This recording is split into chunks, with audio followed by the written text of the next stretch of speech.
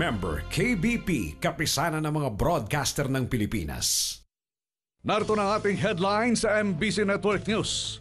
Amerika umaray sa paghiwalay ni Duterte, pakinabang ng Pinas sa US ibinida. Mga ralyista inararo ng PNP Mobile sa US Embassy, pinakakasuhan sa kawalan ng permit. 200,000 Yolanda victims di tinulungan dahil sa politika. Sa trending news, women-only bus sa China inulan ng batikos. Sa good news, karagdagang 2,000 piso sa pensyon sa SSS patuloy na isinusulong. At sa Alamba News, ilan nga bang drug laboratory ang nakubkob ng mga pulis sa ilalim ng Duterte administration? Sa news coverage, bottle cutter na imbento. At sa ibayong dagat, Malta surveillance plane nag-crash sa airport. Sa sports, Yi Jianlian gusto nang umalis sa Los Angeles Lakers. At sa showbiz, isang netizen nagalit sa diumano'y paggamit ng aldab sa simbahan sa kanilang kasal-kasalan. Miley Cyrus nagsagawa ng door-to-door campaign para kay Hillary Clinton. Mula sa bulwagang pambalitaan ng Manila Broadcasting Company sa Pasay City, ito ang MBC Network News.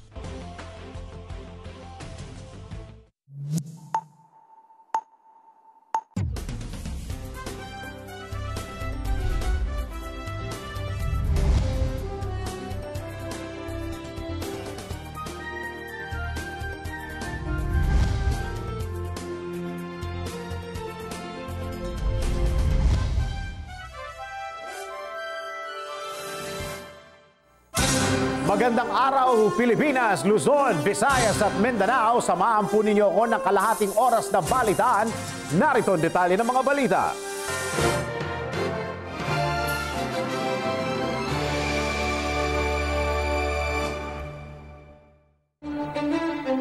Matibay pa rin ang relasyon ng Estados Unidos at Pilipinas. Tiniyak ito ni U.S. Assistant Secretary of State for East Asian and Pacific Affairs, Daniel Razo, sa harap ng patutsyada ni Pangulong Duterte. Pero kasabay nito, sinabi rin ng kalihim na kung ipagpapatuloy ng Pangulo ang kanyang maanghang na salita, posibleng umalat na ang ugnayan ng dalawang bansa. Narito ang detalye ng balitang yan mula kay RH48 Sheila Idubas.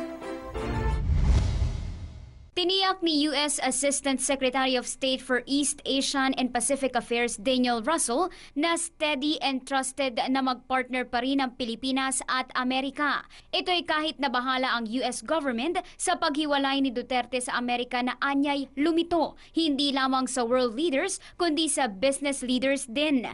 Pagkatapos ng meeting kay Foreign Affairs Secretary Perfecto Yasay tungkol sa kontrobersyal na deklarasyon ni Duterte, sinabi ni Russell na hindi magiging maganda ang relasyon ng dalawang bansa kung magtutuloy-tuloy ang mga pahayag ni Duterte kontra sa Estados Unidos. Samantala sa Villamor Air Base naman, sinabi ni U.S. Ambassador Philip Goldberg na unbreakable ang Philippine-U.S. relations, pero umaasa siyang mapag-uusapan pa ang sentimiento ng Pangulo kontra sa Amerika.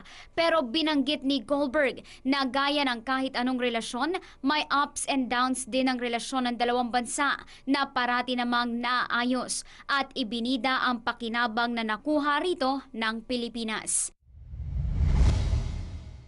We're seeking exactly that clarification. We have a visit ongoing by Assistant Secretary Danny Russell from the State Department, Acting Assistant Secretary Maximin from the Department of Defense. So we, of course, are seeking more information about what exactly that means. It is, of course, of concern, as is some of the rhetoric we hear, but we have a great commitment to the Philippines and to the people of the Philippines. We have a great alliance and a great friendship, and so that is why we are seeking clarification, because from our part, or for our part, we have a very strong sense that the Philippines is an ally, a friend. Para sa MBC Network News, RH48 Sheila Edubas, naglilingkod sa pagbabalita.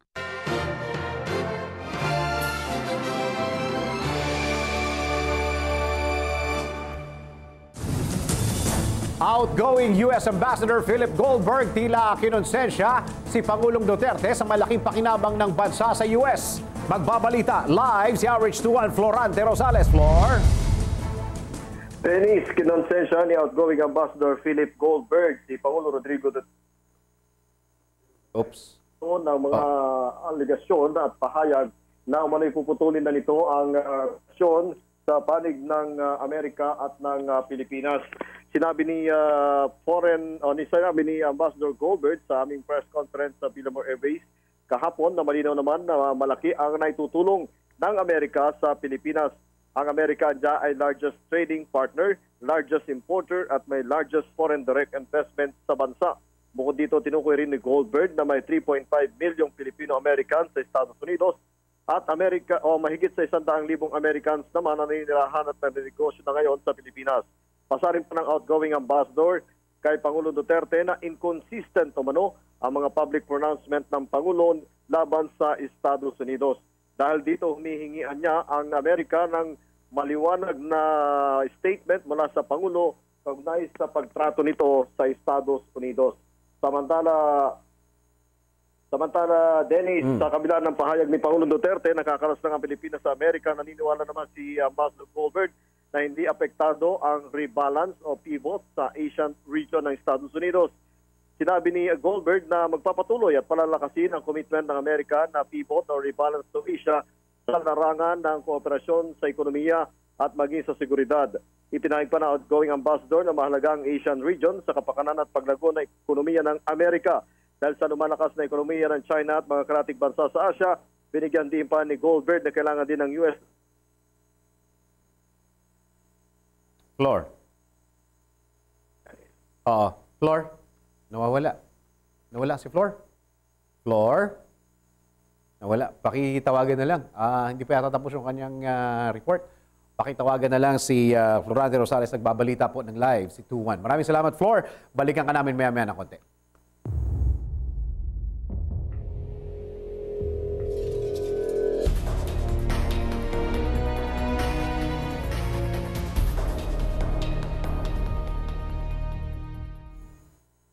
Samantala, dapat kasuhan ng mga rallyista na nagsagawa ng demonstrasyon sa US Embassy sa Maynila. Ito ang opinyon ni Manila Mayor Erap Estrada dahil wala umanong permit to rally ang mga ito. Pero sinabi rin ni Estrada na dapat respetuhin ang mga rallyista at ipatupad ang maximum tolerance. Para sa kabuuang report, alamin natin yan kay RH09, Sunny Casulia. Walang permit at lumabag ang mga ralyista na nagsagawa ng kilos protesta sa tapat ng US Embassy. Binigyan din ito ni Manila Mayor Joseph Estrada kung saan sinabi nito na mas dapat pa umanong kasuhan ang mga ralyista na nagsagawa ng protesta. Ayon kay Estrada, hindi niya kinakampihan ang mga pulis subalit mas dapat pang pag-aralan mabuti ang sitwasyon upang maging patas sa mga pulis. Sa katunayan ay pinaalalahanan niya ang mga pulis na respetuhin ang mga ralyista at ipatupad ang maximum tolerance at sobra-sobrang maximum tolerance na ang ipinakita ng mga ito. Pinapurihan pa nito ang ginawa ng ground commander na si Senior Superintendent Marcelino Pedroso nang harapin nito ang mga ralyista sa naturang insidente. RH9, Sunny Casulia, naglilingkod sa pagbabalita. Maraming salamat, Sunny. Nasa linya na po ulit si Florante Rosales. Flor, tanong ko lang, kailan ba ang alis nitong si Ambassador Goldberg? Baka mamaya, banatan ulit ito ni Pangulong Duterte sa mga pinagsasabi niya. Ang pahayag ni Ambassador Goldberg Dennis kahapon ay alis siya ng Pilipinas itong week na ito. Ngayong linggong ito. Kaya tingin namin kahapon, although malungkot siya, ang sabi niya ay merong special place sa kanyang puso ang mga Pilipino. Yun. Kasi nag-aalala ako sa mga ganyang pahayag niya. Baka mamaya, mamaya ng konti, teka, ano oras na ba? Mga after lunch yata ang lipad ni Pangulong Duterte papuntang Japan, di ba? May press conference na naman yon. Babanat na naman yun. Meron siyang meron siyang departure speech. Baka mamaya tawagin na naman siyang mahiwagang B. Di ba? Yun ang kinatatakot ko dito. Ito naman si Goldberg, nagsasalita pa. Nako, alam mo naman ng presidente natin pag natanong. Paalis na nga siya, pumapalat pa, di ba? Pero sabi ni Ambassador Goldberg sa aming coverage kahapon sa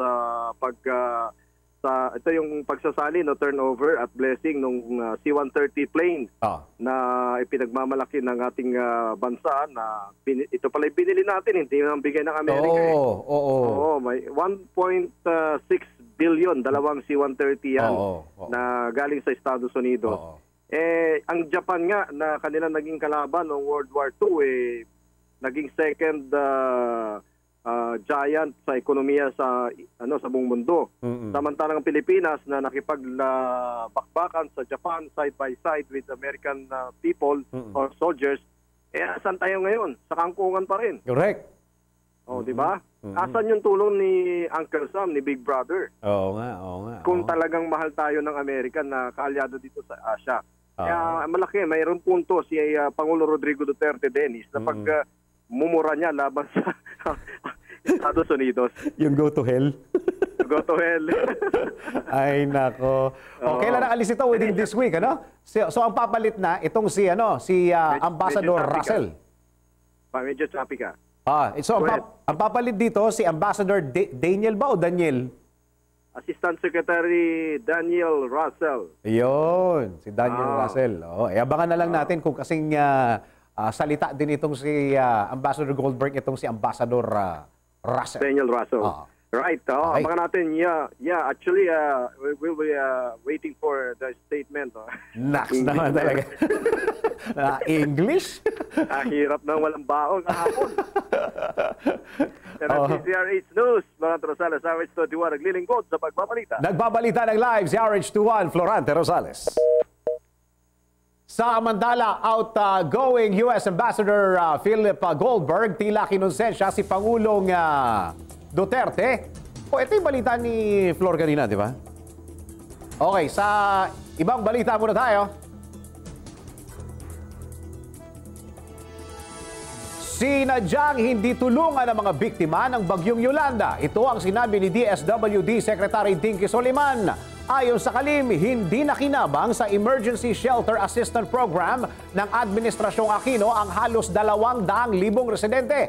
Kung ano-anong rehiyon ang matinding napagkaita ng tulong, alamin natin yan sa report ni RH44, Vien Dacles. Sinadyang hindi natulungan ang may 200,000 biktima ng Super Typhoon Yolanda sa Visayas noong 2013. Tahas ang sinabi ni Social Welfare Secretary Judy Tagiwalo na dahil sa politika. Hindi nakinabang sa Emergency Shelter Assistance Program ng Administrasyong Aquino ang halos 200,000 binagyong residente. Ang mga sinadyang pagkaita ng tulong ayon kay Tagiwalo ay mga residente sa Region 8, Eastern Visayas at Region 6, Western Visayas. Nadiskubre rin ng mga staff ni Tagiwalo na ang mga survivor na tumanggap ng ayuda sa non-government sources ay pinatanggal o dinisqualify kalaunan ng nakalipas na liderato ng DSWD sa mga programa. Para sa MBC Network News, RH44, Vien Dacles, naglilingkod sa pagbabalita.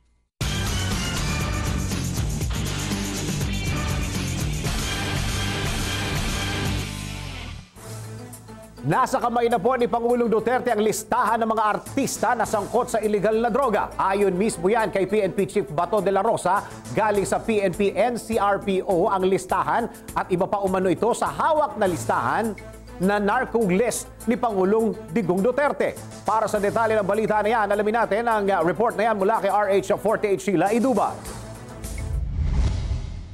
Hawak na ni Pangulong Duterte ang listahan ng mga artista o celebrity na sangkot sa droga. Ayon kay PNP Chief Director General Ronald Bato de la Rosa, nasa Pangulo na ang pangalan ng may 30 artista na tulak at gumagamit ng iligal na droga. Sinabi ni de la Rosa na ang drug list ng mga celebrity ay galing sa PNP NCRPO na nakuha naman sa mga nahuling tulak gaya ni na Sabrina M. at Krista Miller. Nilinaw ng PNP Chief na ang hawak niyang listahan ay iba pa sa mahabang listahan na hawak ni Pangulong Duterte. Para sa MBC Network News, RH48 48 Sheila Edubas, naglilingkod sa pagbabalita. Samantala sa ibang balita, patay na ang isa pang sospek sa pang-hold up at pagpatay sa architecture student ng Adamson University sa Taguig. Matatandang naging viral sa social media ang kuha sa CCTV kung saan ilang ulit pinagsasaksak ang biktima hanggang sa bawian ng buhay. Para sa kabuang detalye, alamin natin yan mula sa report ni RHO9 Sunny Casulia. Patay na rin ang isa pang suspect sa pang-hold up at pagpatay sa architecture student sa Taguig na naging viral ang CCTV video. Namatay ang suspect na si Reynold Clave habang nakakulong sa presinto ng Taguig City Police Headquarters Lunes ng gabi. Si Clave at ang bagong laya na si Marvin Bernardo na napatay ng mga pulis ng mang-agaw umano ng baril sa presinto ang nakuna ng video na humold up at nakapatay kay Adamson University student Nick Russell Onyot. Nag-viral sa social media ang kuha ng CCTV ng pang-hold up ni Bernardo at Clave kay Onyot na nauwi sa pagsaksak kay Bernardo ng 18 ulit hanggang sa namatay sa kali ang batang estudyante. Sinabi din Tomas Apolinario ng Southern Police District na maaring na-suffocate si Clave sa siksika ng 80 preso sa selda na itinakbo sa Pateros General Hospital pero idiniklarang dead on arrival. RH9 Sunny Casulia naglilingkod sa pagbabalita. Samantala, tanggap tayo ng isang live ba ito? Live report. O isang report. 6 ang patay, 4 arestado sa magkakaibang lugar sa Kamaynilan. Itong magdamag lang ho. Alamin natin ang balita mula kay RH27 Noche Cacas. Patay sa bypass operation ang 4 na kalalakihan makaraang manlaban umano sa operasyon ng pulisya sa Sitio San Roque, Barangay Pag-asa, Quezon City. Kabilang sa napatay ang target sa bypass na si Ricardo Mamaril alias Iking na sospek sa pagbebenta ng iligal na droga. Patay din sa operasyon si alias Chanchan, samantalang 4 katao ang inaresto bunsod sa aktong possession sa isang bahay na umano'y gamitan ng shabu.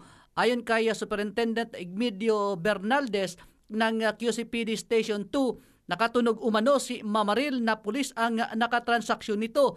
Bago pa man ito magpaputok ng baril, inunahan na ng mga operatiba na nagresulta sa agarang pagkamatay nito. Na-recover sa lugar ang 15 grams na umano'y shabu at 3 baril at ilang drug paraphernalia. Samantala, natagpuang nakagapos naman ang kamay at wala nang buhay ang isang hindi pa nakikilalang lalaki sa bahagi ng Francisco Street, Barangay Plainview sa Mandaluyong City.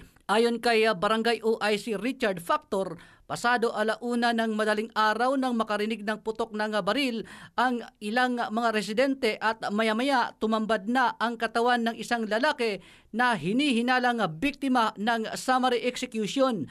Ayon pa kay Factor, isang puting van daw ang huminto sa lugar at ibinaba ang biktima saka ito pinagbabaril. Sa Parañaque City naman, binordahan ng bala ang katawan ni Alan Madnite ng hindi pa nakikilalang sospek sa Lopez Creek, Barangay San Isidro. Ayon kay Jocelyn Manite, kapatid ng biktima, mainam na rin daw ang nangyari sa kanyang kapatid dahil sakit sa ulo ng pamilya si Alan kapag ito ay lango sa droga. Aminado si Jocelyn na dati nang nakulong sa kasong robbery si Alan dahil sa pagkakulong nito sa droga. Ibinisto rin ni Jocelyn ang kapatid niyang si Alan na mabait sa kaibigan, ngunit salbahe naman sa kanyang pamilya. Yan ang DCRH News, RH27 Noche Cacas, naglilingkod sa pagbabalita.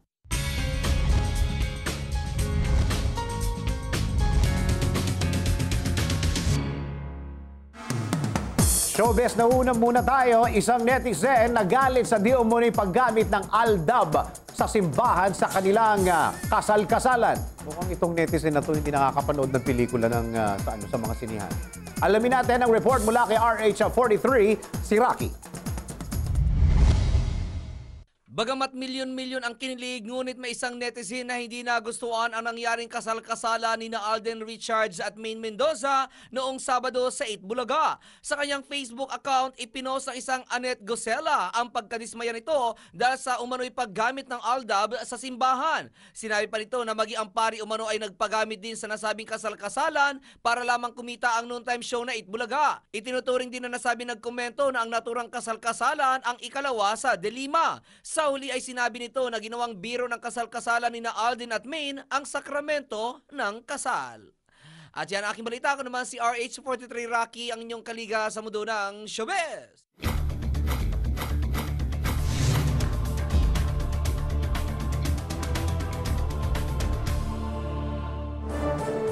Sa ating trending balita, eto, ewan ko lang kung bad news ito o good news ito para sa inyo. Naglunsad ng women only o pangbabae lang na bus sa China tuwing rush hour. Ibig sabihin, babae lamang po ang pwede sumakay sa special na bus na ito at lalagpasan ito ang mga kalalakihan.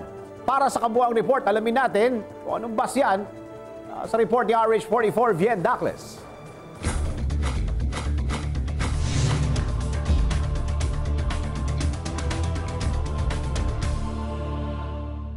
Trending ngayon sa social media ang women-only bus na inilunsad sa Shenzhou, Henan sa China.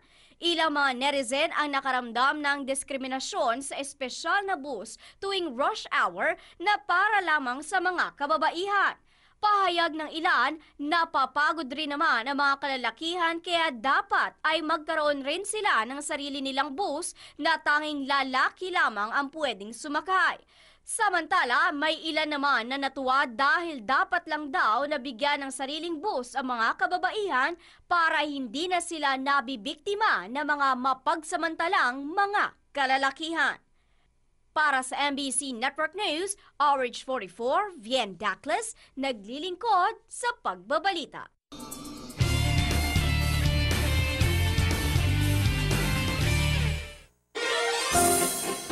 Nawawala na ba kayo ng pag-asang madagdagan ang inyong makukuhang pensyon mula sa SSS? Mukhang magkakaroon na ito ng katuparan. Ito'y dahil sa pupursige ng ilang mga mambabatas na ito'y matuloy. Para sa magandang balitang yan, narito ang report. Ihatid sa atin yan ni RH 9, Sunny Casulia.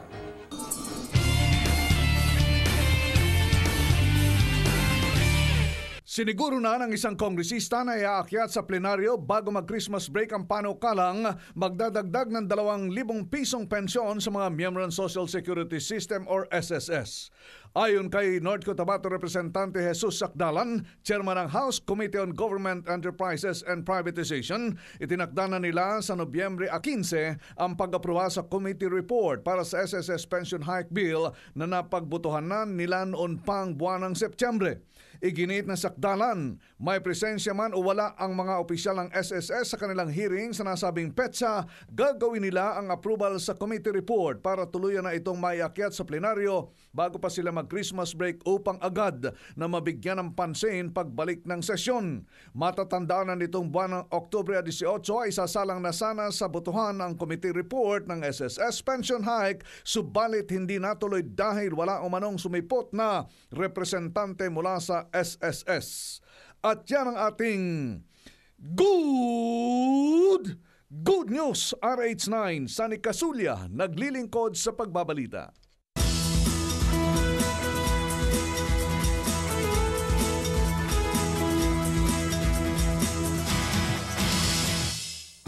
Simula ng umpisahan o inumpisahan ng kampanya ni Pangulong Duterte laban sa iligal na droga, madalas na nating naririnig sa mga telebisyon at radyo at pahayagan ang samut-saring pagkubkob sa mga drug laboratories. Pero gaano nga ba kaepektibo ang kampanya ng Duterte administration laban sa iligal na droga?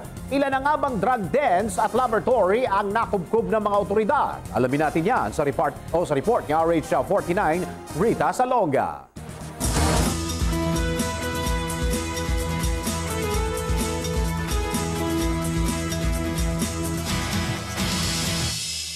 Noong Lunes, nag-inspeksyon si Philippine National Police Chief Director Ronald De La Rosa sa isang di umano'y Shabu Laboratory sa May Kawayan City, Isabela. Ang nasabing Shabu Lab ay ni-raid ng mga operatiba noong nakarang linggo. Ayon sa report, ang nasabing Shabu Laboratory ay pag-aari ng di pa nakikilalang foreigner. Patayang 2 tagabantayan ng nasabing Shabu Laboratory at na-recover ng PIDEA sa nasabing lugar ang assorted na kemikal na ginagamit sa paggawa ng shabu.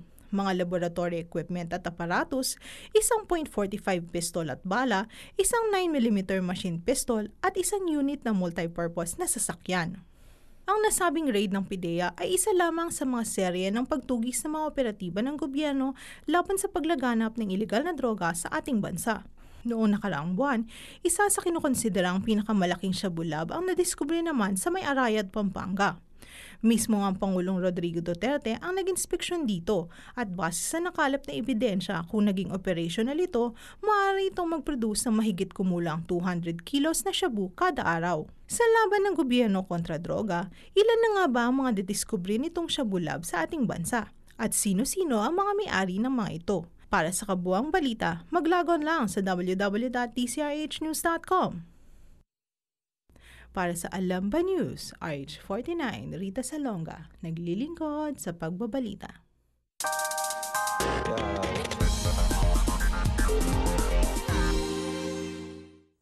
Para naman ito sa mga marami kayong bote dyan sa bahay ninyo. Nanghihinayang ba kayong itapon ito?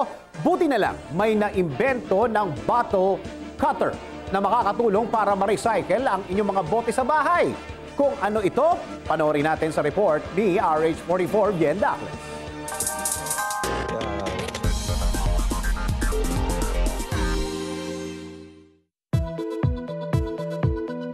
Marami ka bang magagandang bote sa iyong bahay?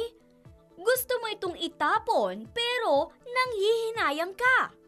I-transform ang mga ito sa isang magandang baso sa pamamagitan ng isang device. Ito ang Kinkajou Bottle Cutter, isang pinakamagandang pangkat ng bote upang maging instant baso ang mga patapon ng bote ng alak. I-attach lamang ang Kinkajou Bottle Cutter sa bote at i-twist ng makailang ulit. Buhusan ito ng mainit na tubig pagkatapos ay malamig na tubig upang tuluyan itong maputol. Kinisin ang pinagputulan nito ng sandpaper at maaari mo na itong gamitin. Ang standard kit ng Kinkajou Bottle Cutter ay nagkakahalaga ng $49.99,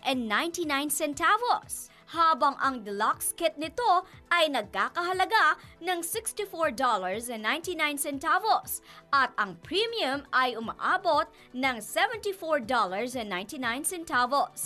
Kung ang palitan ng piso sa dolyar ay 48 pesos, ang standard kit nito ay aabot sa 2,399 pesos and 52 centavos. Ang deluxe kit ay aabot sa 3,119 pesos and 52 centavos. At ang premium ay aabot naman sa 3,599 pesos and 52 centavos. At yan ang ating news coverage. RH44, Bien Dacles, naglilingkod sa pagbabalita.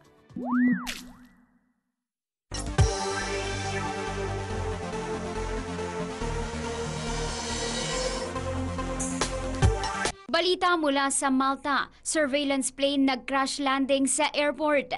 Patay ang 5 katao kabilang ang 2 French defense official nang mag-crash landing ang isang surveillance plane ilang minuto matapos mag-take off sa Malta International Airport. Lumipad sa runway ang eroplano para sa isang misyon sa Mediterranean nang mag-nose dive at balutin ng apoy. Wala umanong pagsabog na naganap bago ang pagbaksak ng eroplano na magbabantay sana sa talamak na kaso ng human trafficking at illegal na droga. Nangako naman ang French Defense Ministry na magsasagawa sila ng masinsinang investigasyon habang ilang flights naman ang na-delay dahil sa nasabing insidente. Samantala sa China naman, bomba sumabog sa Shanxi Province. Patay ang 7 katao habang sugatan naman ang 74 matapos ang malakas na pagsabog sa China. Makikita sa video footage ang malawakang danyos kung saan ilang mga pader ay naging mga batong nakakalat na lang sa lansangan. Batay sa report, naganap ang pagsabog malapit sa isang ospital, bagamat hindi pa malinaw kung anong klase ng bomba ang sumabog. Ayon naman sa isang local newspaper, posibleng may kinalaman sa unlicensed storage ng mga pampasabog ang nagdulot ng trahedya. At yan ang balita mula sa Ibayong Dagat. RH48 Sheila Edubas naglilingkod sa pagbabalita.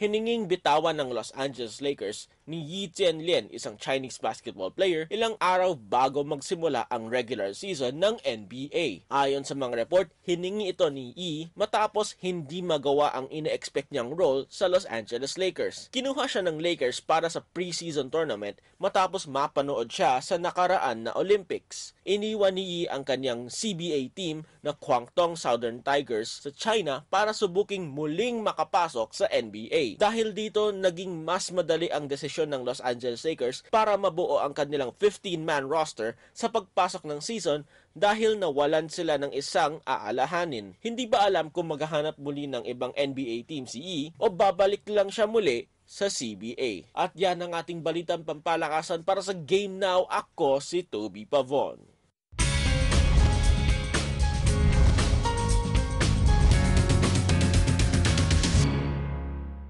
Masipag na nagsagawa ng dorm-to-dorm campaign ang singer na si Miley Cyrus upang ipakita ang kanyang suporta kay Democratic Presidential Candidate Hillary Clinton. Personal na pinuntahan ng Wrecking Ball singer sa kanilang mga dorm ang mga estudyante ng Georgia Mason University sa Fairfax, Virginia, at personal na hinimok ang mga ito na iboto si Clinton sa nalalapit na presidential election sa Estados Unidos. Ayon kay Miley, mahalaga ang boto ng mga millennials kaya't kailangan niyang inganyuhin ang mga ito at na-inspired umano siyang ikampanya si Clinton nang pumunta ito sa Nashville. Sinabi pa nito na kailangan bumoto ng millennials at gawin na lamang banding ang pagpunta ng mga ito sa voting precinct. At yan ang aking balita. Ako naman si RH43 Rocky, ang inyong kaliga sa mundo ng showbiz.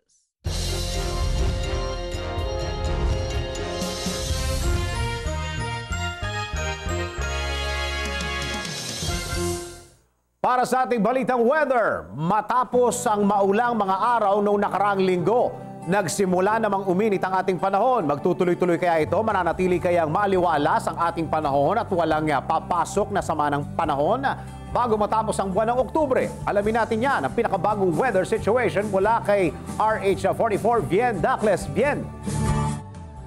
Thank you, Dennis. Patuloy na makakaasa tayo ng maaliwalas at magandang panahon sa buong bansa. Maliban labang sa ilang maitatalang isolated rain showers o thunderstorms, partikular sa Visayas at Mindanao. Ito'y dahil sa pag-iral pa rin ng Ridge of a High Pressure Area sa bahagi ng Luzon. Sa ngayon ay wala pa ring sama ng panahon ang namamataan ng pag-asa na maaaring pumasok sa Philippine Area of Responsibility o PAR. Inaasahan ding magiging maganda ang lagay ng panahon hanggang sa araw ng Biyernes. Samantala, nagpakita ang araw kaninang 5:50 ng umaga at lulubog naman mamayang 5:31 ng hapon. At para naman sa ating 5-day weather forecast, narito po ang ating nakalap mula sa MBC Network News Weather Center.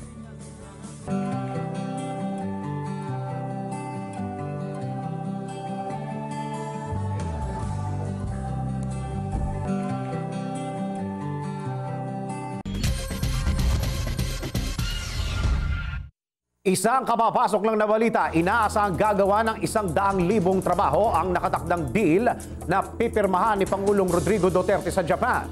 Ito'y matapos magpakita ng interesang chain ng isang Japanese supermarket na sa Pilipinas na kukuha ng supply ng saging. Kasama sa deal ang pagbibigay ng 50,000 hektaryang banana plantation na maaaring mag-produce ng 20 milyong boxes ng saging taon-taon. Ayon kay Agriculture Secretary Emmanuel Piñol, partikular na bibigyan ng pagkakataon ang mga magsasaka sa Mindanao dahil ito umano ang gustong mangyari ng nasabing supermarket. Ito ang ikalawang trade deal ng gobyernong Duterte upang maboost ang pag-e-export ng saging. Kamakailan lamang nang tanggalin na rin ng China ang pag-iigpit nito sa pag-import ng saging sa Pilipinas bago pa man dumating ang Pangulo sa Beijing noong nakaraang linggo.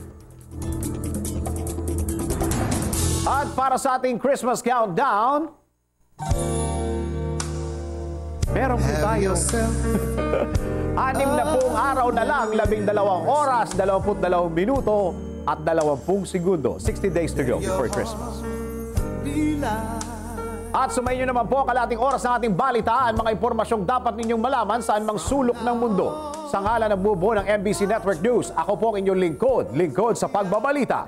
Ako po si Dennis Santinor Jr. Hanggang bukas, alas 11 ng umaga, tuloy-tuloy ang ating balitaan dito lamang sa MBC Network News.